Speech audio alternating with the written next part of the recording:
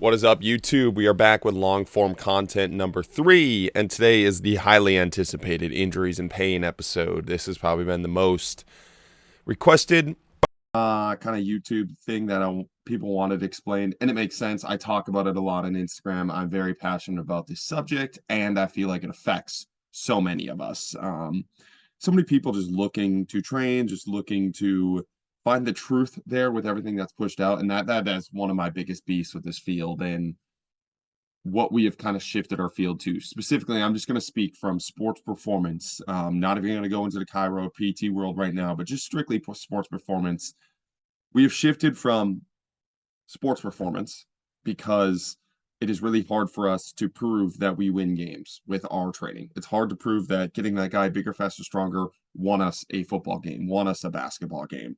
And what has been valued recently has been this shift into these strength coaches are injury preventionists, glorified, just glorified PTs, ATs, anything to keep your job. And it turned into this kind of survival role of I need to keep my job.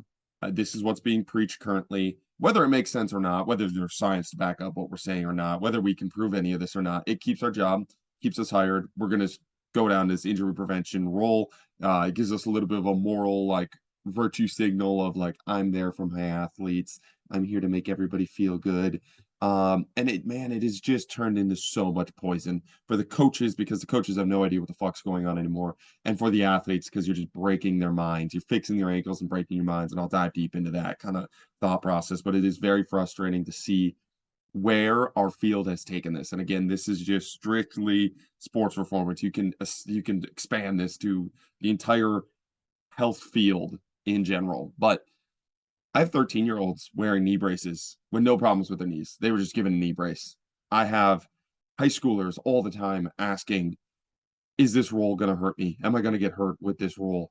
Am I going to get hurt crawling on the ground? Am I going to get hurt doing this sort of movement? And if you just think about the insanity that that is, you have a 13 to 15-year-old asking those questions. Think back to when you were 13 or 15. You weren't asking those questions. There's no 13 to 15-year-old in the world that is what naturally goes through their brain. It is a virus you as a coach, you as a PT, whatever it is, has downloaded into their brain. And it's what they think because of what you have told them. And I have a massive issue with this virus because where does it go when you have a 13-year-old thinking about his knee? You have a 13-year-old that has no problem with his knee, probably just fell down on a playground one time, and you gave him a knee brace. Whether again, this is the struggle here is you gave him a knee brace because you're like, I'm doing the right thing. I'm going to give him this knee brace. And now you have a 13-year-old that thinks his knee doesn't work at the age of 13. What does that look like when he's 20? What does that look like when he's 30, 40, 50, 60, 70? Like back in the day, these things used to start when you were 30 or 40. You started to get 30 or 40, your body wouldn't recover as fast. You would start to go into the, oh, I'm getting old. And then you would have this self-fulfilling prophecy of, oh, I'm getting old, I'm not moving, I'm going to create the oldness, I'm going to be less capable, I'm going to get hurt because I'm less capable because I trained less. Now it's like, oh, of course I got hurt. I am 30 or 40, I'm older. And you just start this like BS cycle of degeneration. I'm not able. Okay. 30 or 40, that's okay. And it's not okay. I'm fighting against that as well, just so we're clear. But when you're 30 to 40, you've gone through all of that. And you can probably like that cycle will go on for 20 years. So that's by the time that cycle is fully complete, you're 50 or 60 years old. Your physical capacities are actually probably less. And it's okay to have the not okay, but it's when you're 50 to 60, you have those thought processes in your brain, and you're probably not doing a bunch of physical activities at 50 or 60 either. Ideally, you are. That's the goal when we get there. But at 50 to 60, you're hanging out with other old people. You're not doing a ton, whatever, whatever. Okay. Now we are starting that when you're 13, not 30, but when you're 13. And now you have kids thinking at 23 to 30, I'm too old. And I hear that all the time. I'm 27. I hear that all the time with my friend group. It's like, I'm too old for that. My body's not recovering. Oh, I just can't do that anymore. Bro, you're 27 years old. That is insane, bro, that you think your body is not capable anymore at 27. In the peak of your physical body's career, you are saying you're not capable. And it's probably true that you're not capable anymore because you started telling yourself those things when you were 20. So, where does this self fulfilling prophecy go, right? We are battling a obesity pandemic in America, right? And we'll talk about that in probably a different episode too of we've made movement not fun, and then we wonder why people don't move, okay? You also made movement fearful, okay? You made movement something to be scared of. You made movement something that is not fun, that is robotic, that is should be feared because you could get hurt. And then we wonder why kids don't move. We wonder why it's not fun. We wonder why we have this obesity pandemic. And not that's not even to mention the food and all the other health aspects, but just the thing that can counteract that and get people on track is moving and enjoying their body and being with their body. And you are a person that is taking that away from them, whether you know it or not, because you're fear mongering. You're telling them they need to land a certain way. You're telling them they are unable to bend their spine. You're telling them they shouldn't move in a certain way or they'll get hurt, right? Without any science to back this up, without any data points to say what you're saying is actually true. Strictly because you want to moral virtue, or you want a virtue signal as a coach. You want to feel morally superior as a coach, and this is whether you know it or not. This is the scary thing. I'm not saying these coaches are evil. I'm not saying these PTs and chiros are evil. I'm saying it is something they themselves have downloaded as a mind virus, and rather than thinking about that, they have spread it on their clientele. They have spread it on the person in front of them, and this is what happens with mind viruses. They continually spread. They continually spread, and they take over, whether it is right or wrong. Reality becomes what you believe, right? So you're pushing these beliefs on these athletes in front of you. They have no reason thinking their knee hurts. That has no reason to be fearful of movement, right? And now they think that, and where does that go, right? They're done moving when they're 23. Okay, what does that look like for their next 60 years of their life? Guarantee it's not a very good life. If they're done moving, they're done training, and they're done expressing what their body wants to express when they are 23, right? And you see this all the time, and I'm seeing it again, younger and younger and younger, and I really believe it needs to be fought back against. So, we're going to talk about injury. What is injury? Injury is the inability of the body to handle the stress that you put on it, right? So, you twisted your ankle, you put too much force through the ankle, and whether it was at that certain angle, whether it was just at, you landed on something wrong, too much force at the angle that that joint was at, through the tendons and ligaments, through the muscle, whatever that you hurt, too much force through that ligament, too much exposure, too much volume through that ligament that it can't handle it. Okay, that is all it is. Okay, it is a data point, and that is something that I think we need to calm down a bit. And I understand it is tough. I understand. I've been through the injury process. When I was 15, I herniated a disc in my back squatting. I was squatting down. It was like a heavy rep day. Squatted down, heard a pop in my back, collapsed, fell down. Felt good for, not good, but like was able to move it okay for the rest of the session. Then got into my car that day to drive home and couldn't move, could not get out of my car. Okay, went to all the PTs and chiros, and basically the whole message, I've talked about this a bunch, is you'll never deadlift, you'll never squat again. Don't do these movements, and basically fragilize it and keep it safe. Keep yourself safe. Like that's your whole thought process there. Keep everything safe. And I always looked at that as crazy. And again, I'm a naturally stubborn person. I'm a naturally defiant person. And I was still falling into these traps. It took me a long time to get out of this indoctrination that these chiros and PTs kind of put on me. Because you should be able to trust your experts. That's enough. Like, you should be able to trust these people. They tell you something. The whole point of having an expert is that they have done the research for you. They have looked up these things for you. When they tell you something, you should not have to, in a perfect world, you should not have to go do the research again for them. But you do, because you can't trust the experts. And that's why the no expert model, and maybe we cover that in another YouTube video, is so powerful for people, is you can't trust them in our current model of the world. Because people are not doing the research. They are not looking at the things that they're saying. They're not paying attention. They are automated in their jobs without realizing the effects that they have. So I was told, and I was put in this box, if you can't move, you can't do this. So naturally, I listened. I stopped doing those movements.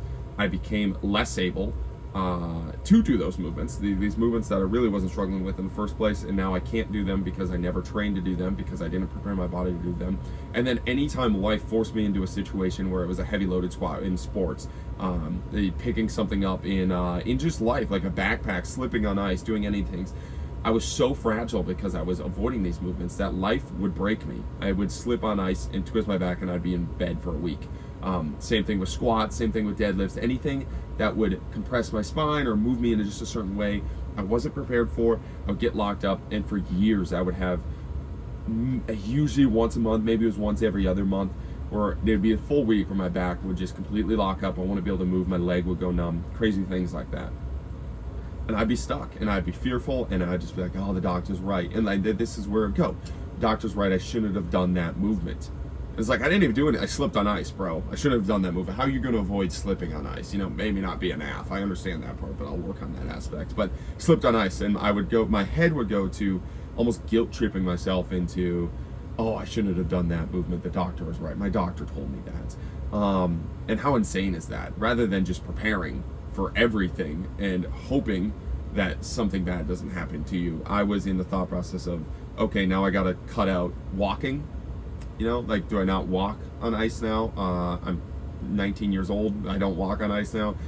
So I really started to have these things, and I would look at my grandpa, who's 70 years old and doing all of these things that I can't do at 19. And I was really starting to get fearful of, where does this go? What happens from this thing? And I was trapped in that box. And again, as a naturally defiant person, I was trapped in the box of what I was told. And this is why I'm very outspoken about it, why I post about it so much, is because if somebody is not naturally defiant, they're not naturally a pain in the ass. And being what I am, I talked about this with No Bullshit Physio on the podcast. It's like, being like this, being defiant, being questioning of the world is not a good thing. You don't want to look at things and your first thought process be questioning. Like, that's a trust issue thing for sure. That's a defiant issue. That's like, it's good in our current model of the world, but just being a naturally compassionate, trusting person is such a better thing to be. Like, just in real life, you should be a naturally trusting person. When somebody tells you something, you should just be able to be like, oh yeah, that person has good faith, I should be able to trust them. But you can't. So I speak on this for those people, because I got sucked into this. I understand this, and I'm a naturally defiant person. If you are a naturally open, compassionate person and somebody tells you this, you could be stuck with these thought processes for life and just never think about it again because somebody told you that.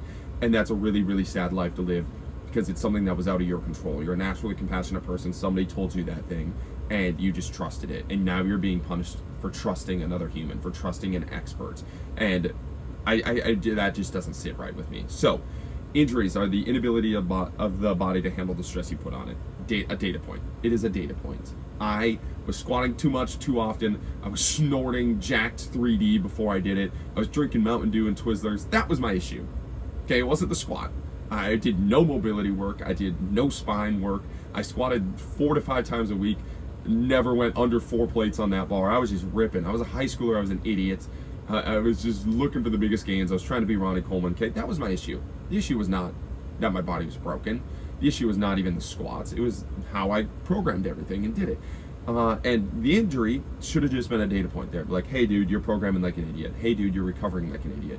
But instead, the injury turned into, my life is over. I can never do this again. I can't trust my body anymore. And that's just not true.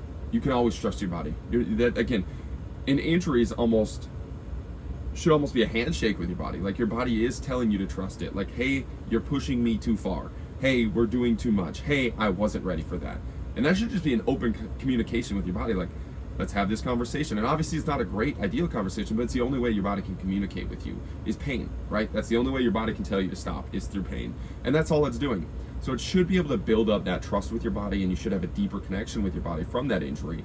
But we bastardized injuries so much in the American world, and I'm sure it's all over the world, because I get messages all the time about this, that it is the end of the world, it is the worst thing ever, when it's just a data point. And when we can relax and look at it as a data point, we can slow down a little bit, right? Like, we can slow down and just look at the things around us. And I think slowing down is one of the best things for an injury ever. Just slow down. Not just physical recovery, because there's so much stuff where it's like the PT intervention and rest, there's no difference in a lot of studies, especially with lower back pain. The difference between a surgery, a back surgery that can mess you up for life, and rest with the placebo of a black surgery, so where they went in and they pretended like they did an adjustment, or they pretended like they had a surgery on that person. The studies show that there is no difference between those two things. So one has the ultimate downside of ruining you for life, and I've seen so many athletes and so many 30 to 40 year old coaches that I've worked with that have had back surgery, their spine's fused, they can't move, they continually have these fusion surgeries. You have that downside, and they still have pain and they're still disabled. Or you can just rest, wait it out, PT, train your body a little bit more, get back, already happened, and now you don't have that long-term effect, and maybe you have the back flare up just like you would with the back surgery, and your body's communicating with you again, but now you do not have irreversible damage. So slow down, look at what happened, take it as a data point, and whew, okay, now what? Like, what was leading up to that point? Why did I get injured? Oh, it was a freak injury. A 300-pound lineman smacked me in the knee. Oh, it's just a freak injury. That's not my fault. That's not the lineman's fault. That's probably not even my training fault. Just luck. And being all right with luck, man, like, just have some faith. Like, it's all going to be okay. I got my knee blown out because a 300-pound lineman took me out, and I was in the wrong spot at the wrong time. I do not change everything. That's not my it's not my training. That's nothing. It's just bad luck in that situation. Slipped on ice, whatever it is. Or there's data points leading up to it, and you do have to change your training, as in my situation where I was squatting too much too often and not recovering and snorting way too much Jack 3D, and it was not good, and I needed to do probably a little less caffeine. And that's a data point.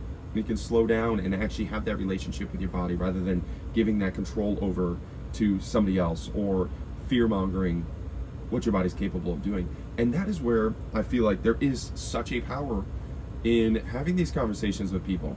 That's what your chiro, your PT, your sport coach, your AT should be able to do. They should sit you down and they should be that pause for you. Like, it's all right. Let's work this out. Like, what was happening? How'd this go? How can we get you back? How can we rehab? How can we use this data point to move you forward in the future? And that's what that conversation should be. And then we should continually stimulate the body until we are back. But that is not how that goes right now at all.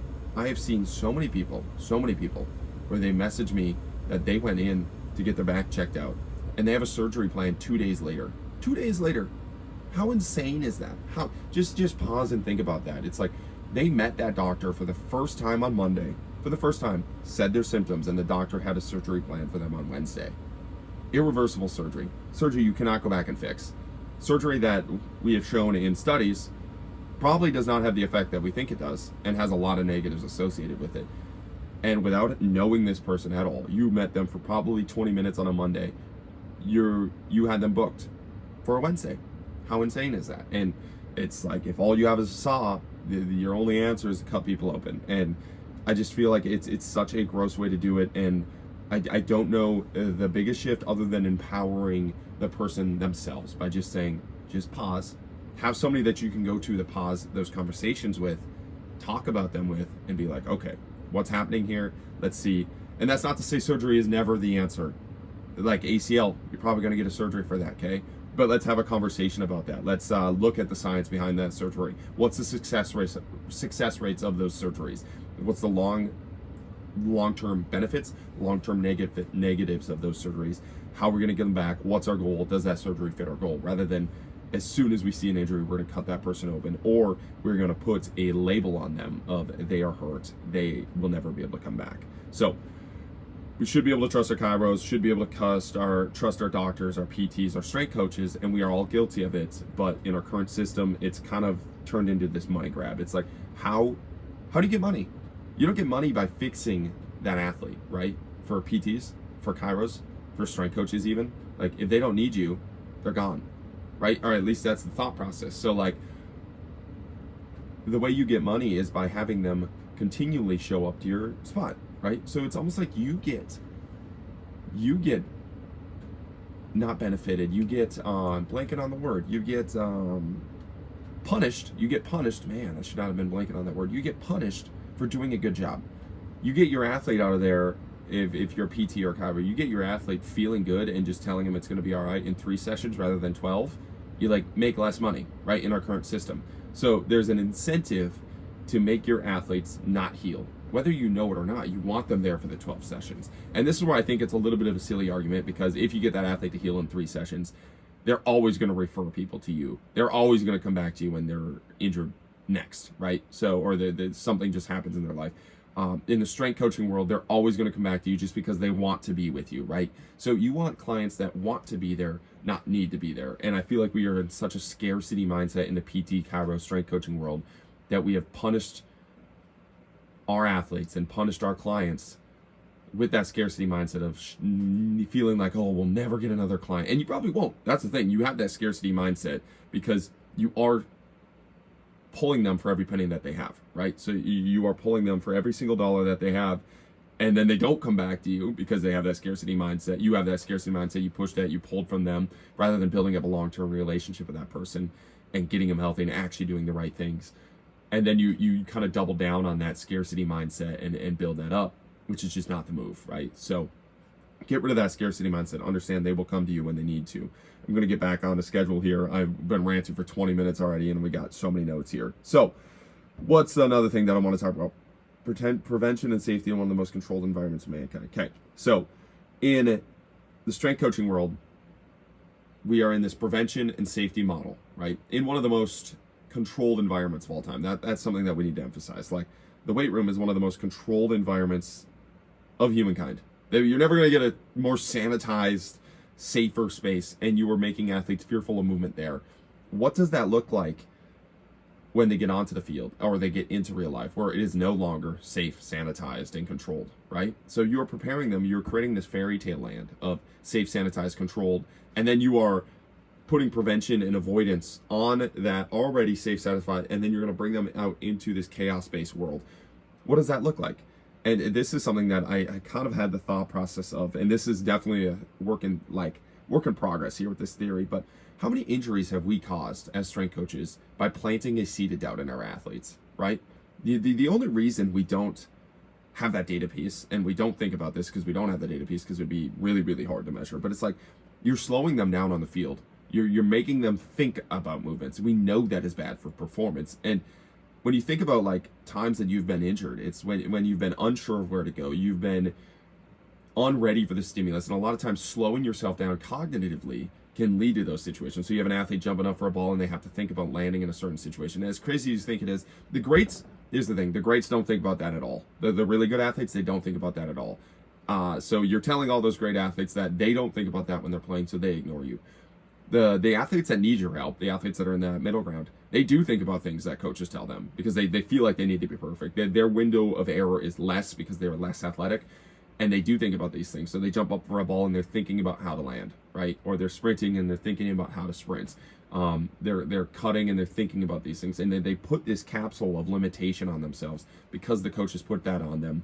And how many injuries does that cause? Like slowing them down on the field, having them land in an awkward situation because you made them think they need to land in that certain spot, rather than just preparing them for every landing situation that they can land in, or just awkward ones.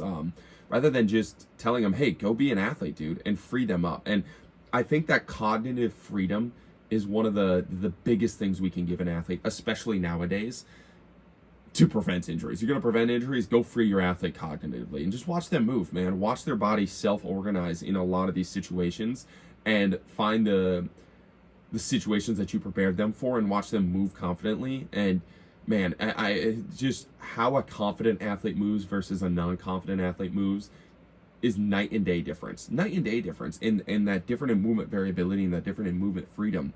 That there's no way that doesn't lead to less injuries.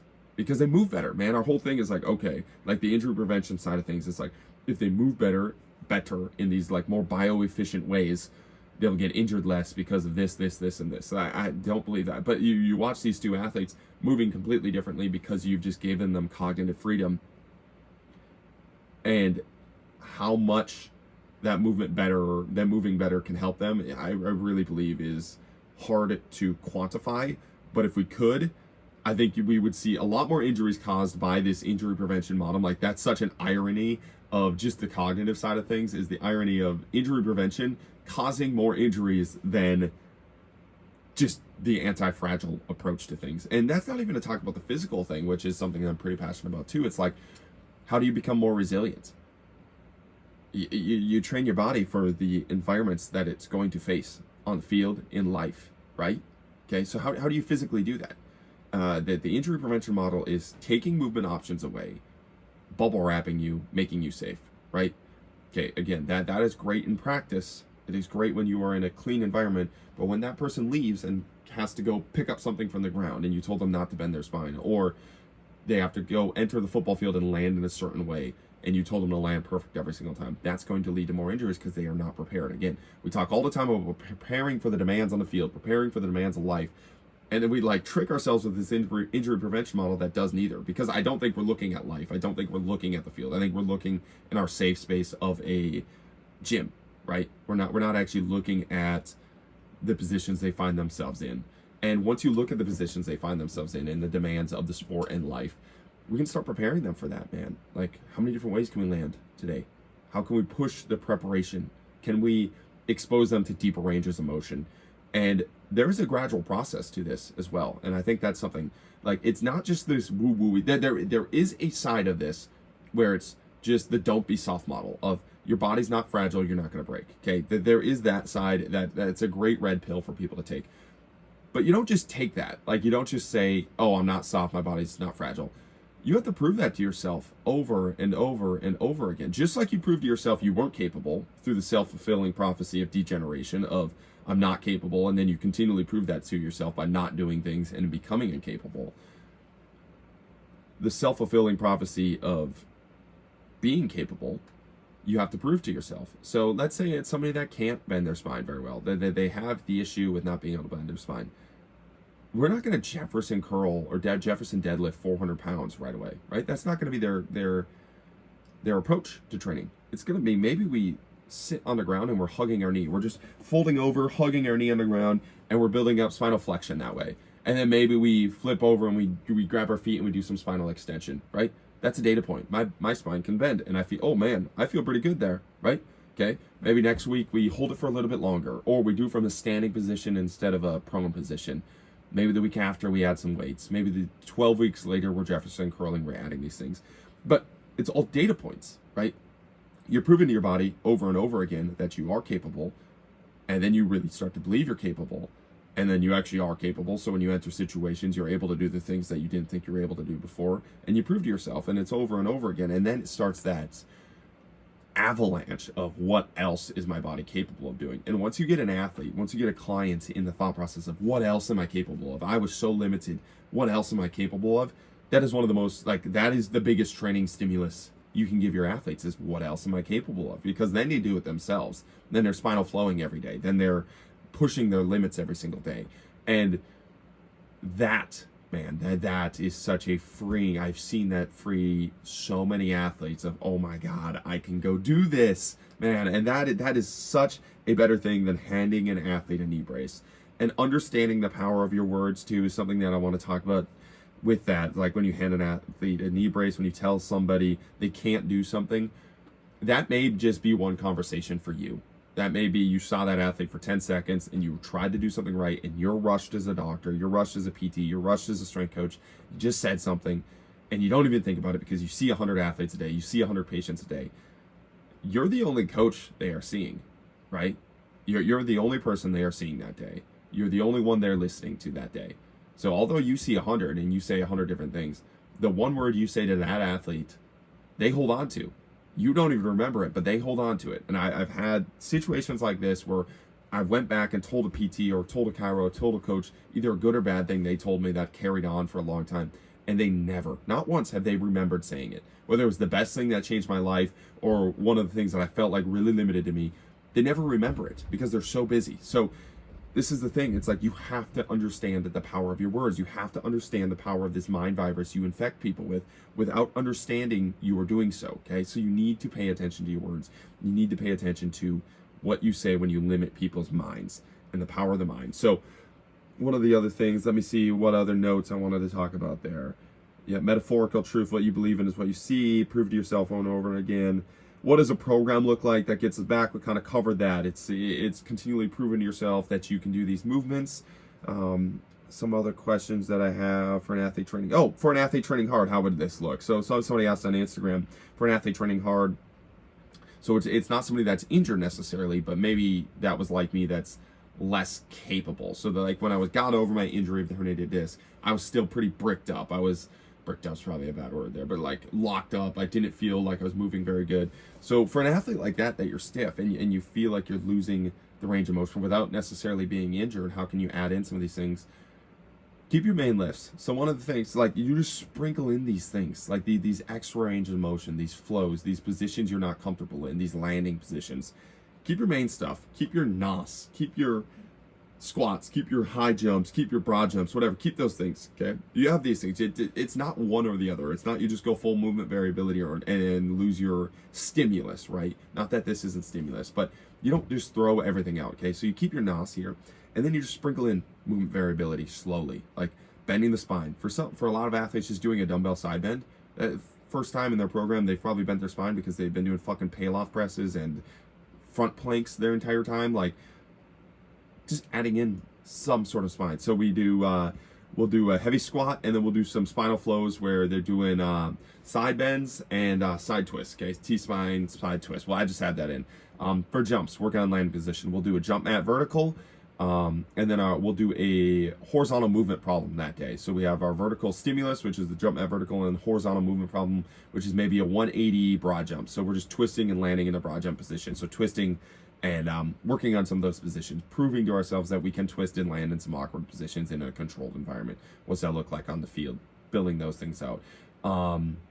Whether it's a hip thing, like we're doing RDLs or Nordics as like our traditional stimulus for the hamstrings, and then we're going to do some long hamstring stretches, right? Okay, so you get the stimulus of the dumbbell RDLs, the regular RDLs with the Nordics, the traditional aspects. You get the strength aspect, and then we get some hamstring stuff with the hamstring lengthening. So if you ever catch yourself in that long position, hopefully we're okay. Or you just feel more comfortable in those positions, or you prove to yourself that you can't go there, or you get the data point that you can't go there, and maybe there's something underlying that we need to address there. So sprinkling in these things can be really, really helpful for a lot of athletes to prove to themselves they're capable to go there, to get them out of the thought process that I'm incapable. Because you show an athlete over and over again, they're capable of landing in awkward positions, they're capable of rolling and getting up off the ground, they're capable of crawling and having their hands in dirt. You prove that to the athlete over and over again, then it doesn't have to turn into a philosophical debate. It's just like, oh, I can do this. I've done it before. Like, it's common sense. But if you've never been exposed to a lot of these positions, they look dangerous. They look scary to you because you've never been there. And they should be scary to you because you've never been there and you've never had that gradual approach. So sprinkling in these things for the athlete doesn't mean you have to totally overhaul your program. Some people probably should totally overhaul their program, but you don't have to totally overhaul your program. You just sprinkle in some of these things and just watch how the athlete takes that ownership of their own bodies again and be like, oh my God, I am way more capable than I believed. What else can I do with them? So that was kind of a long rant, 32 minutes there. I hope I covered what I wanted to cover. I kind of just blacked out and went on a bunch of rants there. I think I got my main points covered. It's kind of tough to go back from. I got a sheet here, but I don't really know if I covered everything in the sheet. Kind of just went on these rants. And one of the things I want to leave you with before we go. If you fix an athlete's ankle and you break their mind, you did way more harm than good. Okay? If an athlete comes to you with an injury and you fix the injury and you get them back going, but in the process you costed them their ability to believe in their body, you have done way more harm than good. And we need to change that thought process, and you need to understand the power of your words, and you need to understand what you did to that athlete. Okay?